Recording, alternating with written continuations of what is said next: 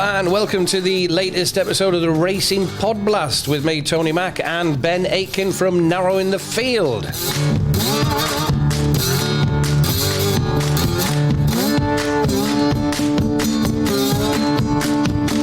Welcome along, everyone. We're off to York this week, covering 3 races from their John Smith's Cup Day. Fantastic day, one of the longest running sponsorships, 1960, but the Tadcaster Brewery is just around the corner anyway, so that's all good. Before closing out the show with the final leg of our Euro 2024 top, middle and bottom, thank goodness. But before that though, Ben, welcome along, mate. I believe we've got the results from the Smart Betting Club Awards. We do, yep. The results for the SBC Awards were announced yesterday. We were in the running for Best Racing Podcast, and we finished 4th best of the rest, which, to be honest with you, mate, I think we can be pretty pleased with. Like all good each-way bets, we finished 4th. But no, it was good. We're very happy with it. I think I was looking at it this way. Plenty that were nominated. TV presenters fronting their show, you know, you've got Rishi Prasad, Tom Stanley, Kate Tracy, Jess Stafford. We've got ex-jockeys on their show.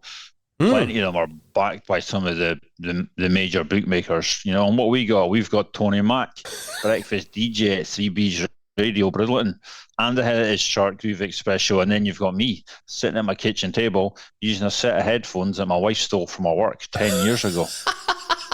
Then we finished the show by getting pissed off at Dumbarton and Elgin City. That's just how you do it, big man. That's how we roll. Brilliant. That's how we roll on the Podblast. You know, what does Rishi Prasad know about Partick Thistle, Bonnie Rigrose? Absolutely. Nothing, mate. He knows nothing. He just knows how to rile Djokovic up, doesn't he? Like he did the other way. But exactly. No, it's really good. I loved it. I loved the idea of being nominated as well. Thank you to whoever got us into the nominations. Fantastic stuff, and well done too, because it's quite big awards, isn't it? The Smart Betting Club Awards, and they organise it brilliantly. Thanks very much for everybody who voted. And we are over the moon with 4th, and we're finishing behind some really smart podcasts as well that have been on the go for quite some time and deserve to finish in the top 3. Absolutely. It's the big ones ahead of us.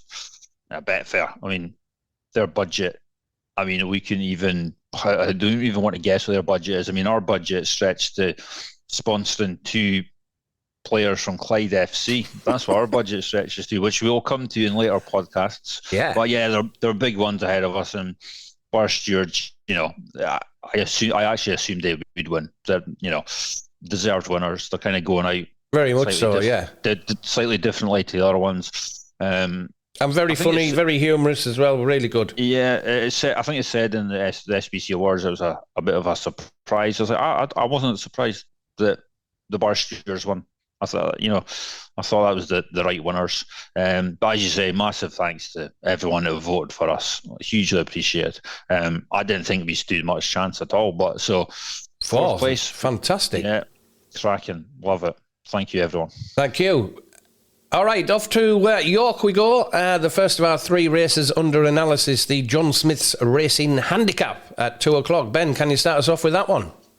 Yeah, I'm looking at the last 10 renewals of this handicap. A few trends catch my eye. Last 10 winners were all running off a break of 28 days or less, had between 2 and 6 starts in the current season, and had no more than 22 previous handicap starts. Also worth noting that none of the last 10 winners were drawn in the top quarter of the draw. So a bit of a negative for stalls 13 to 16 this year, or a bit harder work for them anyway.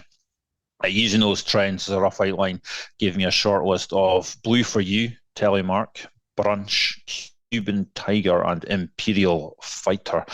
Blue for You, he won last year's renewal. Gets in this year off a 4-point lower mark. Also has his prime conditions to shoot for again. That's July or August, a mark of 100 or less, good or softer ground, and a break of less than 30 days. He's 4 wins from 5 starts under those conditions. At York, under those conditions, he's 2 from 2. So no surprise to see Blue for You going close again on Saturday. Telemark, he's one of the more unexposed runners lining up. He's a 3-year-old with just 5 starts on his CV. His trainer, Simon Crisford, he's got some decent stats in York handicaps with colts and geldings that have 10 or less career starts.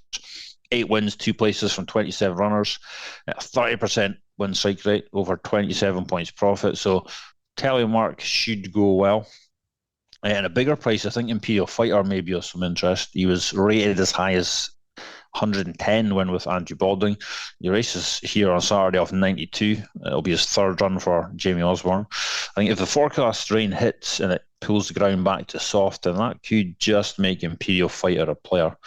His one career win to date came on soft ground. He's also good enough to finish a 2.4 length fifth in the Futurity Stakes as a 2-year-old, also on soft. So there's back class there for Imperial Fighter. He is well treated on his old form if the Osbornes can unlock that form, of course. I think as things stands, it would be the unexposed Telemark that appeals most to me.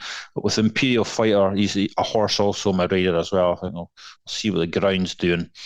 He's possibly interested in the bigger prices, Imperial Fighter. But Telemark, for me, at around 6-7 to 1. What you got, Tony, for your first pint of John Smith's? Yeah, I like it. I like Imperial Fighter. I'm with you on Imperial Fighter, mate. It's clearly better than his last run. He finished 12th of 15 at Sandown, but he was 13th of 15, but he was only beaten 16 at 6 1/4 lengths back in May at Newmarket.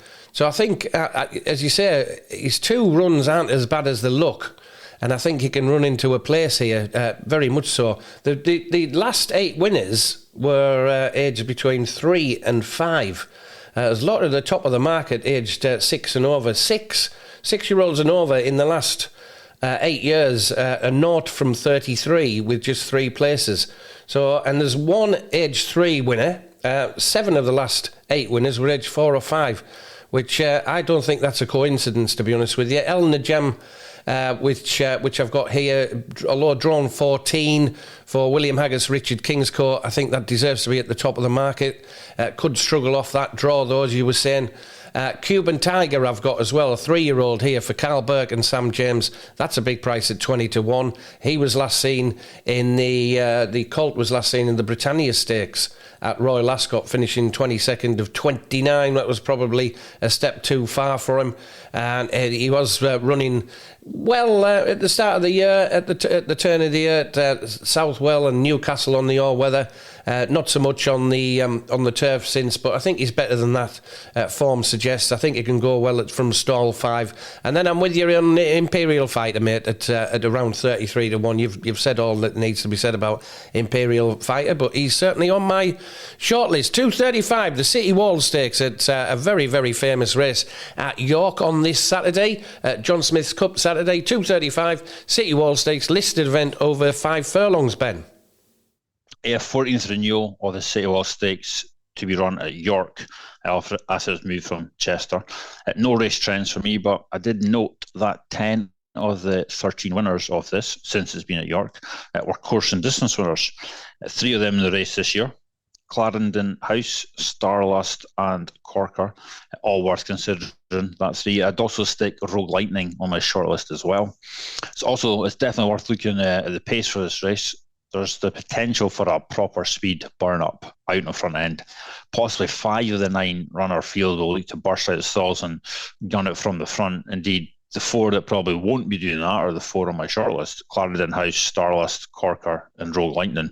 And if that pace battle does materialise, which looks like it probably will, and one of that 4 will be in prime position to pick up the pieces late in the day, and I'm just about favouring Rogue Lightning. He was outclassed in Group 1 company at Royal Ascot last time out. It'll be much happier back to listed level here.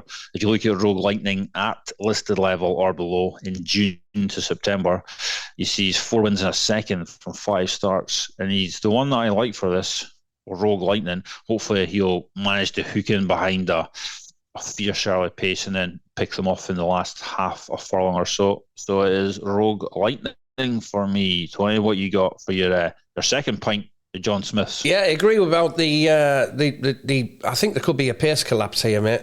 Big pace collapse. Yeah. And I've got Starlust on my shortlist, course and distance winner.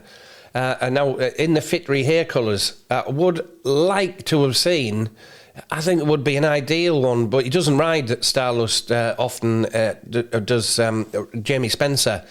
And I would have loved to see him on there, because he would have reared in Starlust from the four others that are going to blast away from the stalls and try and make all. And I think that a pace collapse is very much on the cards tomorrow. Clarendon House as well is on my shortlist, but that could feature in the finishing fast as well, but a little bit skinny at 9-4. Starlust is 3-1. Democracy Dilemma at 12s can go well for Robert Cowell, also in the Fittery Hay colours under Jack Mitchell. That could be staying on it, doing all his best work at the end. But I'm with you on Rogue Lightning, mate.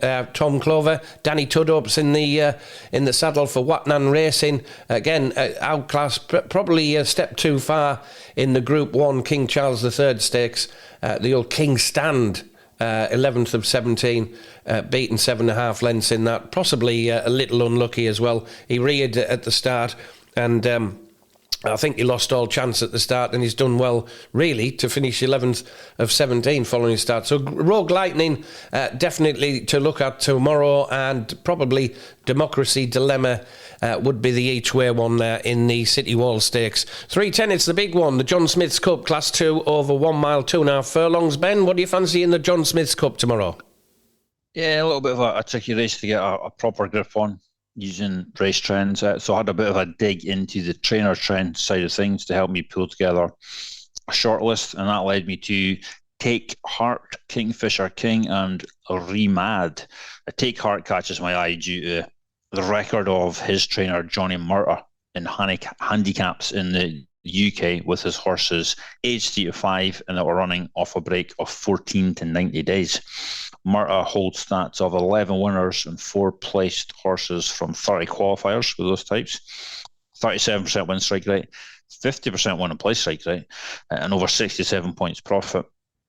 Take Heart meets those stats here. He's still relatively unexposed after only 8 starts. He also handles big fields well, also handles ground with plenty cut underfoot well. So I'm surprised he's 20-1 or bigger for this. He looks a fair bit overpriced to me, does Take Heart. So I do like his chances.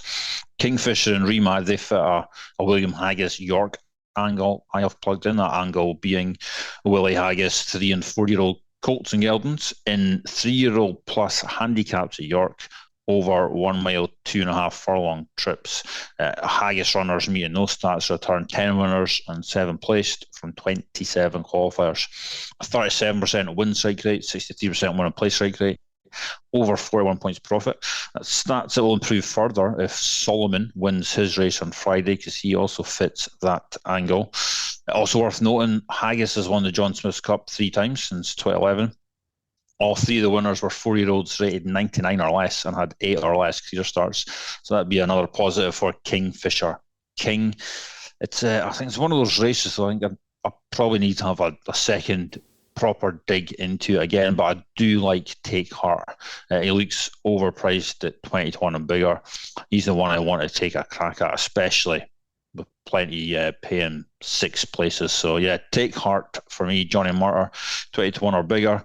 That's my punt in the John Smith's Cup. What's your one for the third and final pint of John Smith's, Tony? Yeah, I looked at the trainers as well. I found that Andrew Balding had some fantastic stats. 2 winners from 11 runners, another 3 hitting the frame, 45% winning place strike rate, and then found out that Scampy was a non-runner. Bugger. Yeah, I was yep, I know. Yeah, so, and also William Haggis, as you mentioned there, he likes a good dart at this. He saddled 10 runners in this in the last 8 years with just 1 winner, though, but he's Sinjari successful in the last 8 years. 2020, he saddles Remad, as you mentioned there. The last 8 winners were aged between 4 and 7, and 7 coming from the top half of the draw as well. And also 3 of the last 8 winners ran at Royal Ascot, another 8 hitting the frame, 21% winning place strike rate. All 3 ran in a handicap, all those 3 winners. And 3 winners also, which you've got to be careful of here, making their seasonal debut. Winners between 2020 and 2022, Sinjari, Johnny Drama and Anmark were all having their first run of the season, so it's a really difficult race to gauge. But I've gone with Astro King, who's around 16-1, He's finished 9th of 15, beating 11 lengths in the Wolferton at Royal Ascot. And also Botanical, he was last of 15 in the Wolferton at Royal Ascot. 33 lengths he was beaten. But obviously those two are better than that form suggests. So I'm going for Botanical at 7s, currently at 7-1, and Astro King each way at 16-1. In 2016, Mohammed Ismail trained Educate, finished 5th of 15 in the Wolferton before going on to win the John Smith's Cup. Fingers crossed that can happen again this year. My other two on the shortlist were Penzance and Enfajar. Just in case anybody's interested in the rest of my shortlist, Penzance and Enfajar, but certainly Botanical and Astro King for me in the John Smith's Cup tomorrow. It is top, middle and bottom time. GCP.